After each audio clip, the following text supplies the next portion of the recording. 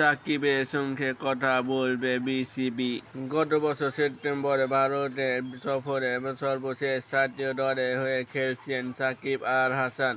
রাজনৈতিক প্রেক্ষাপটের আগে দল ছেড়েছেন, তারপর আর দেশে ফেরা হয়নি তার। তারকা অলরাউন্ডার বাংলাদেশ দলে ফেরার সম্ভাবনাও সেভাবে দেখা মিলছে না। বিসিবি সভাপতির দায়িত্ব নেওয়ার পর সাকিবের ফেরার ইস্যুট আমিনুল ইসলাম বুলবুল নির্বাচকদের উপর চেয়ে উঠেছেন।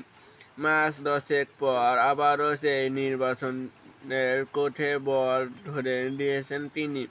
সাকিবকে নিয়ে এখনো চূড়ান্ত কোনো সিদ্ধান্ত নেয়নি বাংলাদেশ ক্রিকেট বোর্ড বিসিবি। সব সংরক্ষণ থেকে তিনি আসর নেননি এমন ইঙ্গিত দিয়ে বিসিবি সভাপতি আমিনুল ইসলাম বুলবুল জানিয়েছেন, সরাসরি সাকিবের সঙ্গে কথা বলা হয়েছে।